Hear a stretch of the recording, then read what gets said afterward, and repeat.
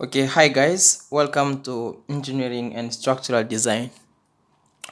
We're gonna continue with what we were talking about, the application of influence line. So last time we talked about distributed load. So today we're gonna use some practical case. This one we have this beam here and we have the given load. We have a dead load of 20 kilonewton per meter.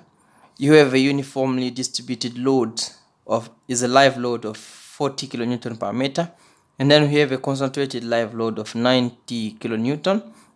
And the question is to find the maximum positive and negative shear and bending moments at this cross section. Okay, in this case, since we have a practical case, we have to know how to apply the load so that we get the maximum positive and maximum negative of this response function at the cross section.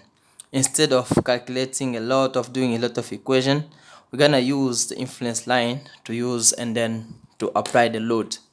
Okay, the first step is the shear force. Okay, how to find the maximum negative or positive shear force? The first step is to draw the influence line of the beam. So the influence line will look like this.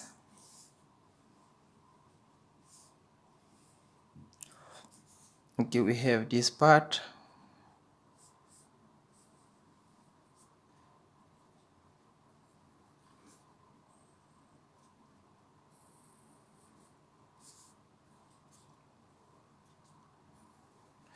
Okay, this is the influence line for the shear force at C.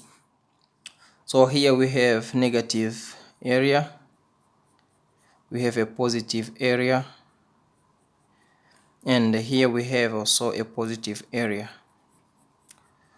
Since we have this value 3 meter, so we can find the value of this ordinate. The ordinate here is 3/9, here is 6/9, and here is 3/9. So how to find these values here? Okay, is simple. Let me explain. We have BA over H. We call this value H is equal to BC over this value here, right, is 3/9. So we get H is equal to 3/9 times BA over BC. That gives us H is equal to 3/9. Okay, that is the value we get there, 3/9. So now we have this beam here, and we have the influence line. So we want to know how we're gonna apply the given load, the dead load, the live load, and the concentrated load. How we're gonna apply them on the beam so that we get the maximum shear, the maximum positive shear at the position and at the cross section C. So this is our beam.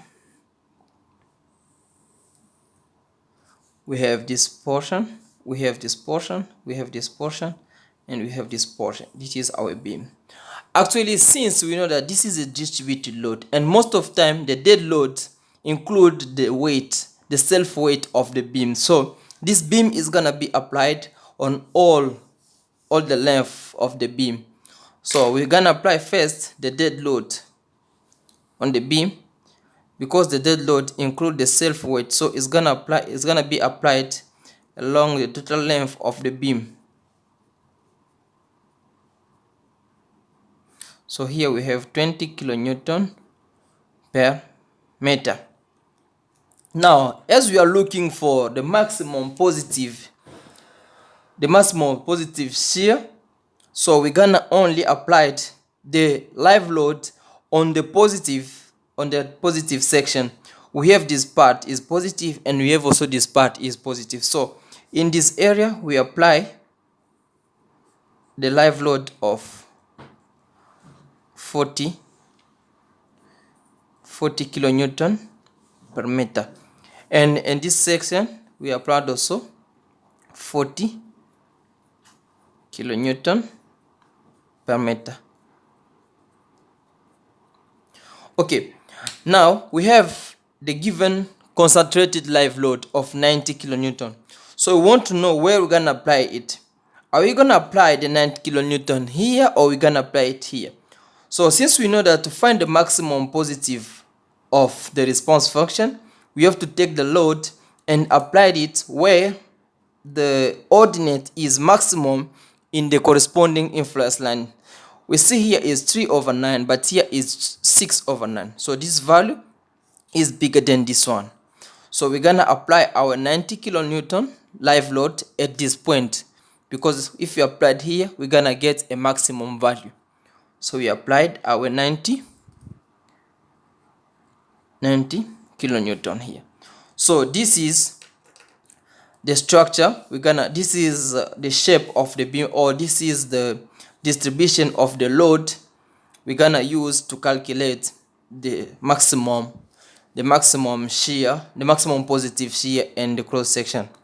So to find the maximum positive shear, we know the principle is when we have a distributed load, we take the distributed load, the magnitude times the area under the zone it's applied, and so on. So here we have 20 kilonewton times this area here is 3/9, that is the height of the triangle here, times the length here is 3 meter, times half of the height.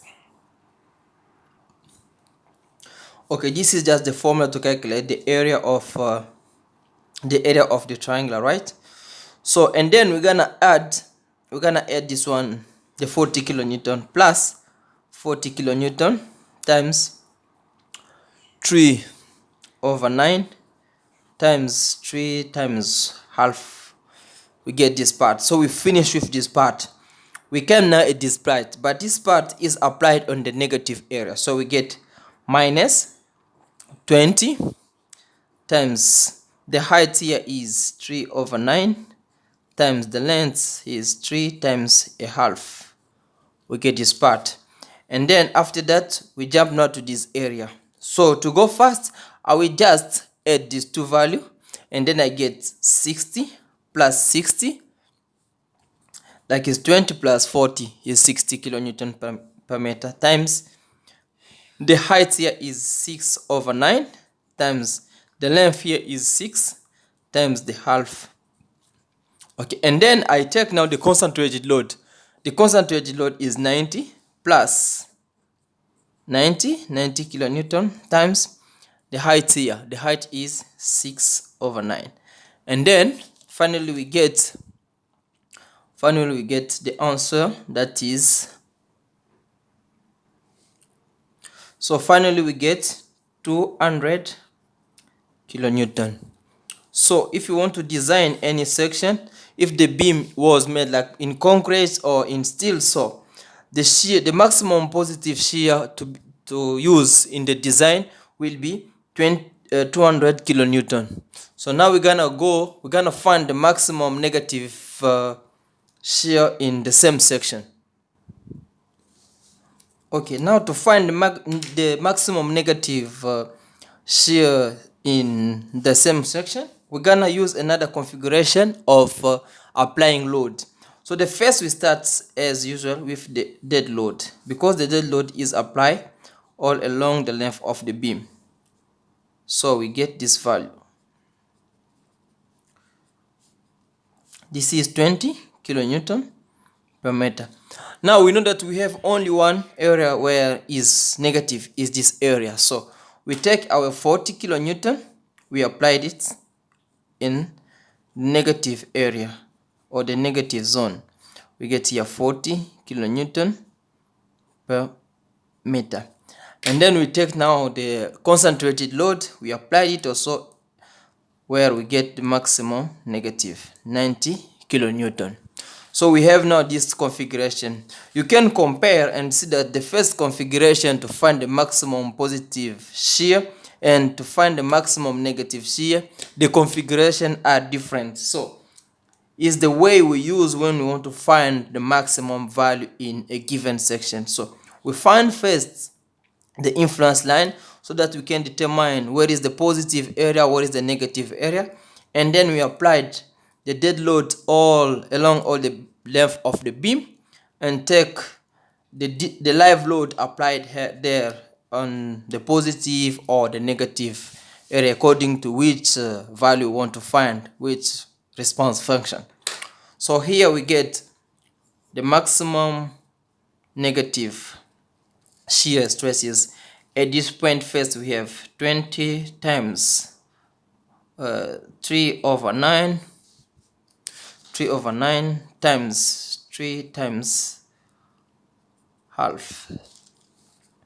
Here also I'm gonna add these two values, minus 60 times 3 over 9 times 3 times half, and then plus this part here is 20 times 6 over 9 times 6 times half, and then minus the concentrated load, minus 90 times this value here is 3 over 9. That gives us the maximum negative shear is equal to, so finally we get this value is equal to minus 10 kilonewton. So the same section will be designed with the maximum negative shear of minus 10 kilonewton and the maximum positive shear of 200 kilonewton. So this was only about how to find the maximum shear and the maximum positive shear and the maximum negative shear. Thank you. See you next time.